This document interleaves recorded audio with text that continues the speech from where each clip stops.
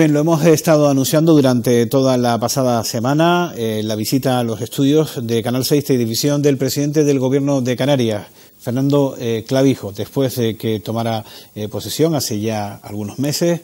Han pasado más de 100 días, después de intentar ir apagando poco a poco algunos fuegos que han ido evolucionando en diferentes sectores dentro del archipiélago, ha ido, entendemos, y eso esperamos, y si no se lo vamos a preguntar, buscando su punto de encuentro, localización dentro de lo que es el archipiélago canario, desde La Laguna hacia la presidencia del gobierno. Hoy nos visita Fernando Clavijo. Muy buenas, bienvenido. Muy buenas. Bueno, ¿cómo lo lleva usted? Porque imagino que decía desde La Laguna a la presidencia del gobierno. Bueno, la verdad es que yo el cambio que he notado es el avión y el dormir fuera de casa. Las horas de trabajo de cualquier alcalde, estás los 365 días del año, las 24 horas, porque siempre puede ocurrir algo en el municipio, siempre puede haber algún problema. Pero en este caso, que ya el territorio es toda Canarias y son 2.100.000 habitantes, sí que en cuanto a horas no he notado un cambio especial. Pero tener que coger el Vinter, tener que ir, volver, a veces estás en 3 islas en un día, todo eso, y sobre todo con 2 niñas pequeñas dormir fuera de casa, así que lo he notado en lo personal. Ya. Bueno, ya saben que también pusimos a su disposición un correo electrónico a través del cual durante toda esta semana nos han enviado sus preguntas para el presidente del gobierno. Agradecer las más de 200 cuestiones que nos han formulado a través del correo electrónico. Es evidente que hemos tenido que hacer una selección de las mismas. No tendríamos tiempo suficiente para formularlas todas. Las iremos lanzando poco a poco a través de la entrevista, que además vamos a conducir, voy a conducir junto con mi compañero Luis Febles. Muy buenas, Luis. Buenas noches, ¿qué tal, Iván? Buenas noches, presidente. Venga, adelante, si quieres. Bueno, antes de profundizar en el ICTE, que se ha hablado ya bastante, ¿verdad?, de todos esos fondos en otros medios de comunicación, yo sí le quería preguntar por qué se ha decidido contratar una empresa privada para, digamos, conocer, ¿verdad?, ese informe técnico de los fondos del ICTE, teniendo funcionarios y técnicos preparados y numerosos dentro del Gobierno de Canarias. ¿A qué obedece esa cuestión? Bueno, yo creo que obedece que efectivamente los funcionarios y técnicos tienen que informar los expedientes, pero si queremos conectar la gestión pública con la privada para generar sinergia, tenemos que hablar el lenguaje de la privada. Los criterios y los puntos de vista de una persona que está en la función pública son no solo respetables, sino son importantes, porque son el garante de trabajadores públicos que tienen que velar porque el interés general se cumpla en este caso y porque estén ajustados a la legalidad. Pero también es cierto que el mercado cambiante, el mercado privado, tiene en muchas ocasiones que hacerle llegar las inquietudes. Nos hemos encontrado a lo largo de la historia, por ejemplo, pues cómo sacamos bases de acceso a créditos blandos que luego los empresarios no van. ¿Y por qué no van? Porque cuando te sientas con ellos y les preguntas, te dicen: mira, es que ese tipo de interés es blando, pero me estás pidiendo unos avales que yo soy incapaz de darte. Con lo cual no me es rentable ir porque no puedo cumplir los requisitos. De esa forma, lo que estamos tratando de evitar es que los proyectos y las iniciativas que se lleven con la mayor garantía de éxito posible, porque van a ser bien acogidos y bien conectados con el sector privado. Porque al final es de lo que se trata. Si hay crecimiento económico es porque el sector privado, porque las pequeñas empresas caminan, van creciendo y contratan a personas, que es lo que estamos buscando, crecer por encima del 2% para generar empleo. ¿Usted cree que ha faltado quizás traducir un poco más el lenguaje, esa nomenclatura a veces farragosa que ha pasado con el REF y al igual también con los fondos del antiguo ICTE, para que la ciudadanía pueda conocer un poco mejor pues un documento importante como puede ser el REF, o también a dónde se van a destinar precisamente unos fondos importantes de casi 200 millones de euros como es el que estamos abordando ahora, presidente? Ha faltado. Lo que pasa es que, por ejemplo, yo ahora que tengo una niña de 10 años, tengo 2, una que cumple 3 ahora y otra de 10, pero que estoy, pues, a veces por la tarde me pongo a hacer con la tarea con ella y pregunto. O sea, para que la gente entienda lo que es el régimen económico fiscal, que es como el fuero canario, la realidad es que tenemos que empezar a entenderlo desde pequeñitos. Entonces ahora ha pasado tiempo, se generó en el año 93 un buen movimiento, pero al final la gente es un instrumento que 22 años después se ha ido diluyendo y parece que lo tenemos siempre y no lo sabemos valorar. En el caso del ICTE, pues hay que explicarlo, yo he tratado de hacer pedagogía, pero es difícil, que era el Impuesto General de Tráfico de Empresas, que lo cobraba el Estado, que se suprimió cuando se puso el IJIC en el año 93 y que como se suprimió el Estado dejaba de recaudar y por eso una parte de la recaudación del IJIC se le transfería al Estado, pero que es algo injusto porque no tenía ningún tipo de precedente en ningún territorio del Estado. Todo eso hay que ir haciéndolo, pero esa pedagogía la vamos a tener que ir haciendo poco a poco, no lo vamos a conseguir en unos meses. De momento lo que tenemos que conseguir es que esos recursos sean utilizados de la manera más eficiente posible para, en definitiva, que haya crecimiento económico y empleo. Bien, bueno, me gustaría continuar con precisamente el impuesto, el extinto impuesto general del tráfico de empresas, cantidad que finalmente, bueno, que ha sido abismal, pues digo yo, tiene que ser abismal porque con ella se van a hacer muchísimas cosas. Los cabildos, ya tenían planeadas 25 proyectos, 30, 50, 100 proyectos. Los ayuntamientos han visto el maná en el reparto de este impuesto, de esta cantidad que aún no sé, creo que no ha llegado, pero está por llegar, supongo que quedará muy poco tiempo para que llegue. Finalmente, ¿cómo será? Es decir, si podemos explicarle a todos los telespectadores cómo se va a repartir ese. Primero, de dónde viene, cómo viene y cómo se va a repartir. ¿Quién lo va a repartir? Y aprovecho y le pregunto si ya ha convencido usted a Antonio Morales, presidente actualmente del Cabildo de Gran Canaria, de que es el mejor reparto el que ha propuesto el Gobierno de Canarias a través de su persona. Varias cosas, ¿no? La primera de ellas es que no va a haber reparto. No va a haber ningún tipo de reparto. Lo que vamos es a financiar proyectos. La segunda cuestión es que el dinero sale de Canarias para Madrid, en este caso. Con lo cual, al no salir, lo vamos a tener desde principios de enero. Del 1 de enero nosotros tendremos la partida de los 193.750.000 euros. ¿Y qué es lo que vamos a hacer? Financiar proyectos que vayan orientados a mejorar la competitividad de la economía canaria. Voy a poner ejemplos, ¿no? Mejorar, por ejemplo, los espacios públicos del Puerto de la Cruz. Mejorar la competitividad turística del puerto. Podemos ir acompasando la mejora del espacio público con la rehabilitación de los hoteles y al final mejoramos el aspecto de la ciudad, el aspecto de Tenerife para ser más competitivo. Por ejemplo, el cierre del anillo insular. Oye, al final eso permite que se hagan menos kilómetros, que se gaste menos combustible, que se emita menos CO2 y mejora la movilidad de la isla, mejora la competitividad. Por ejemplo, temas de investigación o de contratación de licenciados o egresados que se llaman ahora, investigadores con la Universidad de La Laguna. Mejoran los aspectos de conocimiento. O políticas de empleo orientadas a sectores de la población muy concretos. Parados de larga duración, personas con más de 45 años que no han completado su cotización a la Seguridad Social y que si no consiguen insertarse en el mercado de trabajo tendrán una pensión no contributiva y seguiremos arrastrando el problema hasta que esas personas fallezcan. Con lo cual, lo que queremos es utilizar en proyectos concretos de manera adecuada estos fondos. Y para eso, las islas, a través de sus cabildos, o en algunos casos a través de sus ayuntamientos, tendrán que proponernos esos proyectos. Porque fíjese que es un dinero que si nosotros lo introducimos en los gastos de sanidad, educación, como ya se ha introducido el otro 50%, porque en el año 2009 se había compensado el 50% y ahora queda el otro 50%, al final no le vemos una rentabilidad concreta a esos fondos. Ya se diluye. Bueno, vamos a formular algunas cuestiones que nos han planteado los telespectadores a través del correo electrónico de canal6@canal6tdivision.com. Bueno, una muy directa que tiene que ver directamente con el puerto de la Cruz. Nos formulan: ¿qué va a pasar con el puerto deportivo pesquero del Puerto de la Cruz? ¿Cuál es el compromiso del presidente del Gobierno en este sentido? Poner los recursos. Es un poco más extensa, pero me va a permitir el telespectador que la haya resumido. Poner los recursos, junto con el Cabildo Insular de Tenerife, que ha hecho una apuesta decidida para que la primera fase del puerto se haga. Eso es un ejemplo claro de una inversión productiva que al final mejora la competitividad de la comarca en este caso. Bueno, yo voy a cambiar de tercio. Se ha visto unos datos realmente que son preocupantes. Casi 600.000 canarios en situación de exclusión social, un 7% de privación material severa, más de 250.000 canarios en paro. Ya se va agotando ese discurso político. No obstante, yo le pregunto, ¿qué mensaje se le puede lanzar a todas estas personas, miles, insisto, de canarios que están en esta situación?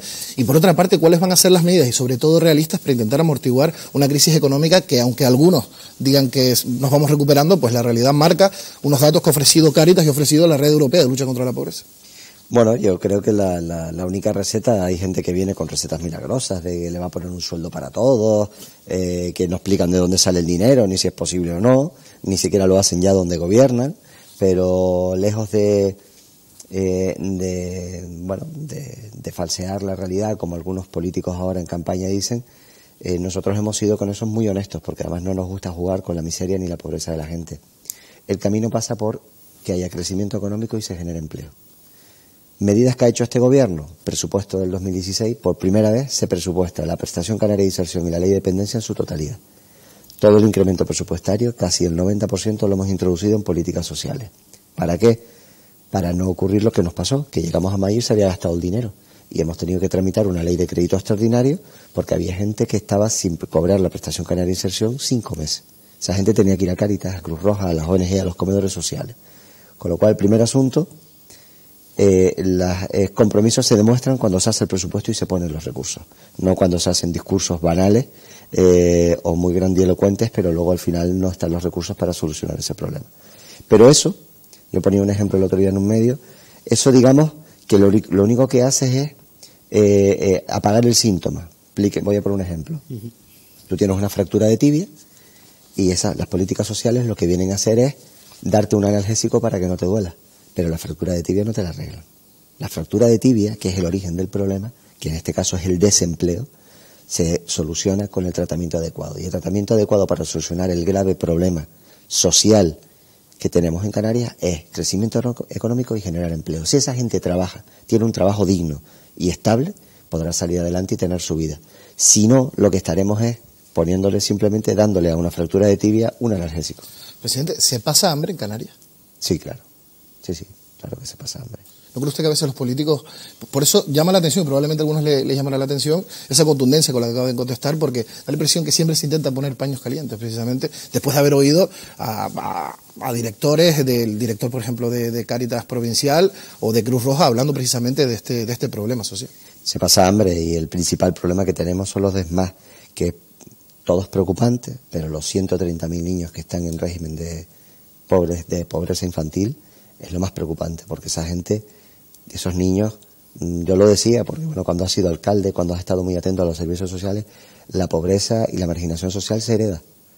Digan lo que digan, algunos, pero eso se hereda. O sea, tú en un cuadro, en una familia desestructurada, con dificultades, las probabilidades de que estos niños de ese hogar repitan esas conductas y tengan esos problemas es mucho mayor que en un hogar que está estructurado. Por eso es importante atacar, en primer lugar, a los niños, protegerlos y que tengan un entorno normal y razonable para poder cortar el círculo de la pobreza. Ahora mismo hemos conocido cambios importantes, ¿verdad?, de mejora en el ámbito social en Canarias, habida cuenta precisamente de esta situación. ¿Tan mal lo hizo el Ejecutivo anterior que ustedes han tenido que implementar medidas nuevas? Vamos a ver, yo fui bastante crítico, no solo con mi formación política y conmigo mismo, siendo autocrítica, sino también con determinadas decisiones que en el pasado se pudieron tomar, ¿no? Qué duda cabe que este es el primer presupuesto expansivo después de los últimos de la crisis. O sea, yo no voy a perder el tiempo, ni tampoco soy nadie, lo juzgaron los ciudadanos y tendrán que juzgarlo en qué se hizo mal o qué se hizo bien. Seguramente cuando llevemos 4 años haremos nosotras cosas mal y otras cosas las haremos bien y serán los ciudadanos los que juzguen. Pero qué duda cabe que en algunas ocasiones las diferencias evidentes que mantuve yo como alcalde de La Laguna con la política social del Ejecutivo fueron abiertas y sonoras. Ustedes mismos dieron cuenta de ello. Sí. Bueno, en el plano precisamente dentro de lo que es el área de asistencia social, hay un asunto que no sé si, imagino que le preocupará y tiene que ver con la ley de la racionalización de las administraciones, aunque es verdad que se ha prorrogado la puesta en marcha de cerrar los servicios sociales en los municipios de menos de 20.000 habitantes, centralizarlo todo en los cabildos o en los gobiernos autónomos. ¿Cree usted que se debería modificar esa parte? ¿Cómo observa usted que puedan quedar casi 1 millón de personas totalmente desasistidas en Canarias? Es evidente, nosotros, yo junto con la FECAN capitaneé un movimiento de rechazo importante con Manuel Ramón y con Elena, en aquel momento alcaldesa de La Guancha, de la Ley de Sostenibilidad y Racionalidad de las Administraciones Locales. Ya dijimos que era un auténtico disparate, porque si hay algo que caracteriza el trabajo social es la cercanía y el conocimiento del caso en concreto, y esos son los trabajadores sociales de los ayuntamientos, no los trabajadores sociales de un cabildo de una comunidad autónoma. Imagínese usted, sí, pues, de frontera, el Hierro, teniendo que coger un avión porque mira, es que estoy en Marginal y me tengo que ir al despacho que me reciba el consejero o la consejera de turno. Es un disparate. Ya en ese momento lo dijimos, tanto es así que el gobierno de España, el Partido Popular, se ha dado de bruces con la cruda realidad y ha tenido que dar marcha atrás y ha dilatado en el tiempo ese compromiso. Lo que hay que hacer es presupuestar bien eso, mejorar la financiación autonómica y transferirle los recursos a los ayuntamientos para que presten el servicio a los ciudadanos, en este caso a través de los trabajadores sociales. ¿Cómo vas a poder evaluar la situación de una familia, un funcionario que esté en Santa Cruz de Los Silos? Claro. Es absurdo. Bueno, hay otra cuestión que nos envía un telespectador desde Guía de Isora. Plantea que, poco viene a decir que se observa desde esa zona de la isla de Tenerife, que es la que nos ocupa principalmente por nuestro carácter insular, que la mayoría de las inversiones se están yendo al sur, puramente dicho, o al norte, o él entiende al área metropolitana. ¿Qué es lo que va a ocurrir con las inversiones si se van a realizar? Ahí tenemos, por ejemplo, el puerto de Funsalía, podría ser una de ellas, y otras tantas que parece que están paralizadas.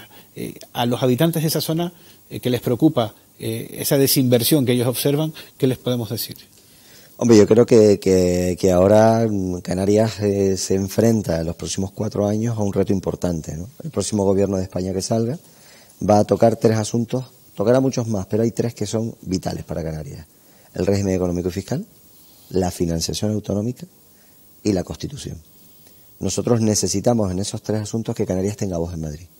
Primero porque el régimen económico y fiscal, para que los ciudadanos nos entiendan, porque claro, hay gente joven que a lo mejor no sabe lo que es el REF, es lo que son los recursos que tienen que venir a Canarias para equipararnos a otros ciudadanos del continente. El certificado de descuento del viaje, subvenciones a los transportes de mercancías, compensaciones fiscales, la reserva de inversiones, la zona especial canaria, la zona franca, todo eso viene en una ley que lo que nos permite es compensar esas desventajas que nosotros tenemos por estar alejados del continente y por ser un archipiélago. Y en el caso que nos ocupa de las inversiones, la financiación autonómica es crucial. No se ha cumplido con el convenio de carreteras, por eso tenemos los ramales de la zona de Guía de Isora, las obras paradas, porque tenían que venir en los últimos años 207 millones de euros cada año y nos debe, en este caso el gobierno de España, casi 800 millones de euros.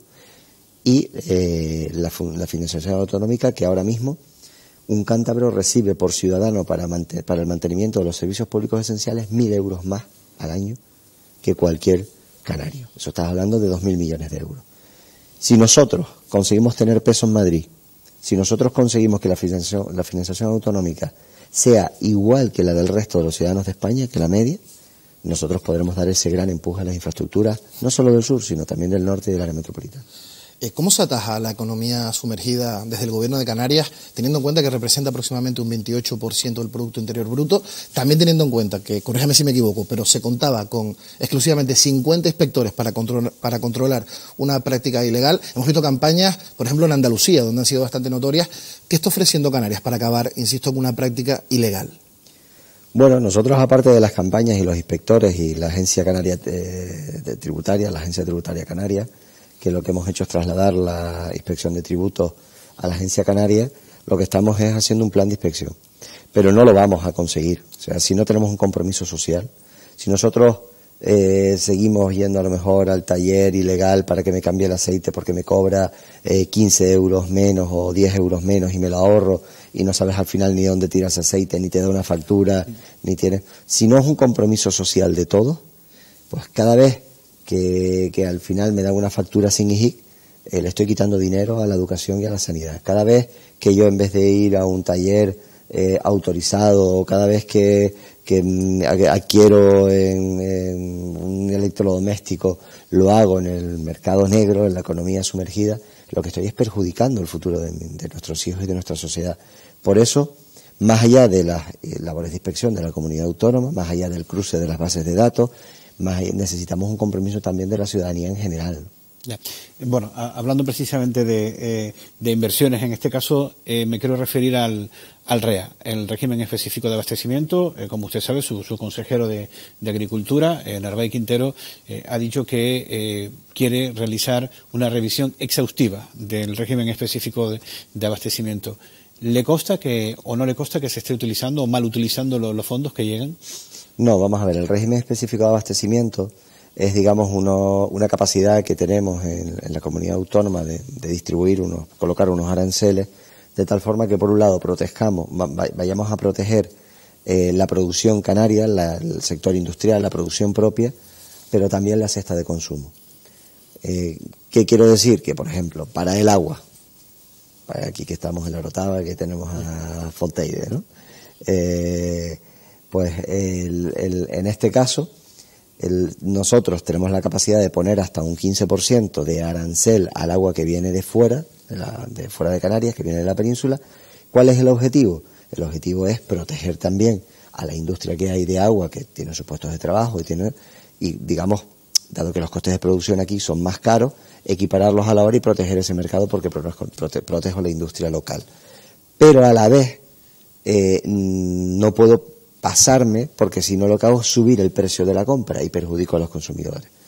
¿Qué duda cabe? Que después de una crisis, qué duda cabe que después de una serie de años en los que el régimen específico de abastecimiento ha estado en vigor, lo que procede ahora es, entre todos, en la mesa del REA, hacer una revisión a ver si a algunos productos hay que dejar de protegerlos o a otros productos hay que protegerlos más, y cómo ha ido evolucionando esa producción local. O sea, si resulta que hemos estado poniéndole al queso un 15, un 5 o un 10%, pero no hemos conseguido que haya una industria láctea potente, pues tendremos que preguntarnos por qué. Porque no es suficiente, porque no lo hemos hecho bien o porque hemos fallado por otro lado. Entonces, el gobierno ahora mismo estamos dispuestos a revisar todo, porque si no, seguiremos haciendo más de lo mismo y seguiremos cometiendo los mismos errores. O sea, que no se está haciendo bien. No lo sé, cuando lo revisemos y tengamos el análisis y hablemos con los sectores, podremos emitir un diagnóstico. Pero ahora es evidente que nuestro sector industrial no coge músculo. El sector industrial en Canarias, más el de la energía, no llega al 8% del Producto Interior Bruto. Nosotros tenemos que marcarnos un objetivo de llegar al 15%. Y haciendo lo mismo, si todos estos años no hemos superado el 8%, ¿será que tenemos que hacer cosas distintas? A lo mejor es que lo hemos hecho mal, pues claro, habrá que revisarlo. A lo mejor es que no hemos tenido el régimen económico fiscal anclado en la Constitución y no han venido los dineros que tienen que venir. El problema no es el REA, el problema es el REF. Eso es lo que tenemos que analizar, pero claro, tenemos que hacer las cosas con la humildad de reconocer que hemos hecho las cosas mal, pero con el espíritu constructivo, porque a veces los políticos parece que queremos tener la razón siempre y que no nos equivocamos nunca, y entonces al final sigues persistiendo en el mismo error porque te tienes que salir con la tuya, porque ¿qué van a pensar los ciudadanos de que si me he equivocado? Hombre, pues los ciudadanos pensarán lo mismo que les pasa a ellos, que se equivocan todos los días en su trabajo. Yo lo que tengo miedo es que un error mío, por cabezota o por no tener la humildad y la tranquilidad suficiente de decir, señores, me he equivocado, voy a corregir, siga cometiendo el mismo error y perjudicando a miles de ciudadanos. ¿Se ha llegado tarde la lucha contra el fraude fiscal en Canarias? Bueno, vamos, se ha llegado tarde sin lugar a dudas, pero no en Canarias, en toda España. O sea, sí, pero en el caso de Canarias lo digo también porque hemos visto grupos emergentes, como por ejemplo puede ser Podemos, insistiendo un poco más precisamente en ser más contundente con la lucha contra el fraude fiscal. Pero vamos a ver, si Monedero defraudó a Hacienda, bueno. ¿quiénes son ellos para dar un ejemplo? Independientemente de eso, poniendo el ejemplo en el caso de Canarias. Si resulta que los dirigentes al final acaban defraudando ellos a Hacienda, ¿quiénes son ellos? O sea, ¿qué autoridad moral pueden tener, qué credibilidad pueden tener para decir que van a luchar contra el fraude fiscal? O sea, solo tenemos que mirar a Venezuela para ver qué es lo que ellos están planteando y que necesitan. A mí que Podemos, pues, en fin, perdone usted, pero no me genera ningún tipo de credibilidad. Yo creo que siempre va a haber economía negra. Otra cosa es el porcentaje que haya de la misma. Y bueno, lo que hay que poner los medios, pero también es un tema cultural. O sea, podemos contratar 1000 inspectores, pero si al final el ciudadano no es consciente de que tiene que ir a los sitios legalmente establecidos, que cumplen con sus impuestos, que pagan, que tienen a sus trabajadores, que pueden ser mis primos o mis hermanos, dados de alta y correctamente, y voy al de la esquina, pues claro, o sea, ocurre hasta en Suiza. Ya. Bueno, cambiando también de tercio, si me lo permite el moderador, sí que le quería preguntar una cuestión de sanidad para saber cómo va a frenar el gobierno de Canarias ese éxodo de médicos interinos que se tienen que ir de las islas precisamente por la falta de oferta pública, de plazas públicas en Canarias. Bueno, vamos a ver, sanidad ahora mismo se está gestionando con 500 millones de euros menos que en el año 2006. ¿Por qué? Porque la financiación es la que es, ha habido los recortes y la única posibilidad que tenemos es mejorar la financiación autonómica para poder mejorar los servicios públicos esenciales. No hay vuelta de hoja. El propio crecimiento de la economía, que va a estar en torno al 3% en los próximos años, todos los estudios digamos las agencias de clasificación nos dicen, inclusive el BBVA, que vamos a crecer por encima de la media de España, no va a generar los recursos suficientes como para introducir 500 millones de euros más al año en sanidad, ni siquiera para ir incrementando lo que teóricamente puede ser, que ha sido el compromiso de incrementar el 3% cada año. Si incrementamos el 3% cada año de la financiación autonómica, pues acabaremos poniendo en torno a 200 millones de euros más al año. La única posibilidad que tenemos en este caso es mejorar la financiación, de ahí la importancia de las elecciones del 20 de diciembre, de ahí la importancia de tener peso en Madrid para tener fuerza a la hora de negociar y cuando se hable de la Constitución poder traer los recursos. Yo no veo a Albert Rivera quitándole dinero a Cataluña para que venga para Canarias, ni veo a Mariano Rajoy quitándole dinero a Galicia o a Madrid o a Valencia para que venga dinero para Canarias, ni siquiera el PSOE de Andalucía, con lo cual solo, en este caso, un grupo nacionalista, el único que se presenta, es el que tiene capacidad para negociar. No obstante, según las encuestas ahora de campaña, lo van a tener bastante complicado porque hay una expectativa de voto del 6,9%. Las últimas encuestas, insisto, están dándole entre 0 y un diputado y ha perdido fuelle, en este caso, Coalición Canaria. Yo creo que todos los partidos que tradicionalmente nos hemos presentado hemos perdido fuelle porque hay unos partidos emergentes. Nosotros tenemos las expectativas de 1 o 2, pero mira, puedes tener 5 y tener el PP una mayoría absoluta y no contar para nada, y puedes tener 1 o 2, como nos ha pasado en el pasado, y ser crucial para la gobernabilidad. En este caso, no es solo el número de diputados que tengas, sino el contexto en el que los tengas. Y todo indica que no va a haber mayoría absoluta y que cada voto se va a vender a precio de oro. Y en este caso, creo que si nos hemos equivocado, hemos cometido errores, claro, pero Coalición Canaria nunca ha votado en contra de Canarias, cosa que no pueden decir ningún otro partido político de los que se presenten. Bueno, en materia educativa, ¿para cuándo un papel predominante de las universidades canarias en I+D+I, por ejemplo, que se vuelvan a formar parte de la sociedad de Canarias en general? Además, con una participación activa por parte de todos los ciudadanos también y viceversa, ¿no? Yo creo que se ha mejorado bastante en ese aspecto y poco a poco, cuando vas viendo cómo está el SEGAI aquí con la Universidad de La Laguna, el PLOCAN, el Instituto de Astrofísica de Canarias, o sea, tenemos el de enfermedades tropicales, tenemos institutos punteros a nivel mundial en las dos universidades canarias. Lo que nos ha fallado en los últimos años es la transferencia de conocimiento, la conectividad del conocimiento entre universidad y tejido productivo. Y ahí es donde estamos ahora incidiendo. Fíjate que una parte importante de los fondos del ICTE los vamos a destinar expresamente a esa política de transferencia de conocimiento de las universidades al sector privado. Tenemos que conseguir, porque en muy pocas empresas, el 93% de las empresas canarias son pequeñas y medianas empresas. No se pueden mantener ni departamentos de investigación y desarrollo, ni se pueden mantener equipos de investigadores. Pero sí, sin embargo, pueden ir aquellos formados por las universidades canarias y adquirir, pues, en algún proceso concreto, colaborando y pagando también, adquirir alguno de ese conocimiento. Eso ahora es una de las, en la estrategia 2020, la RIS3, que es la estrategia en este caso de crecimiento inteligente, junto con los fondos del ICTE que vamos a destinar como mínimo 8 millones de euros cada año a ese tipo de políticas, más la de la Agencia Canaria de Innovación e Investigación, vamos a poder ir haciendo ese cambio de cultura. No, hay que ser honesto, no lo vamos a solucionar en 4 años, probablemente lo solucionaremos y esa cultura cambiará en 10, 15 años, pero tenemos que empezar cuanto antes. Bueno, le voy a formular una pregunta de otro telespectador, desde el norte de Tenerife. Bueno, nos preguntan si finalmente cree que apoyaría usted el tren del norte, buscaría otra solución para los atascos que se encuentran en estos momentos en la TF5. El tren del norte, en este caso, el tren del norte es algo a largo plazo, pero nosotros no podemos mantener la situación actual. Y ahí no solo el presidente del Cabildo ha dado un paso adelante, ha dicho que pone recursos, ha dicho inclusive de desdoblar un carril de la autopista lateral con las vías de servicio de la Rotava hacia allá, que es donde se empieza a generar el gran atasco, para poder tomar decisiones a corto y medio plazo. Y hombre, ya se verá qué es lo que ocurre en el futuro con el tren, pero de momento ahora estamos con el tema del carril bus exclusivo, con un carril que puede ser incluso hasta reversible para la hora de en el que tengan que ir más de 2 personas en el vehículo. O sea, el Cabildo está trabajando intensamente en esa línea, porque bueno, tenemos que solucionar este problema antes de que acabe esta legislatura. Bien.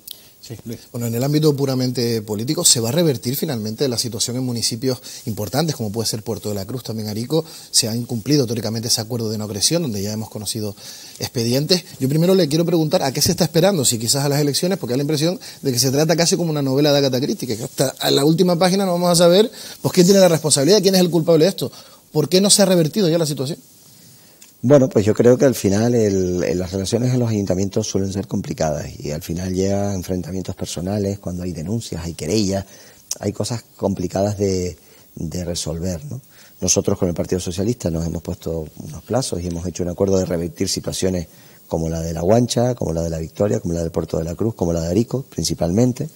En el resto lo que hay es prácticamente pues gente que no...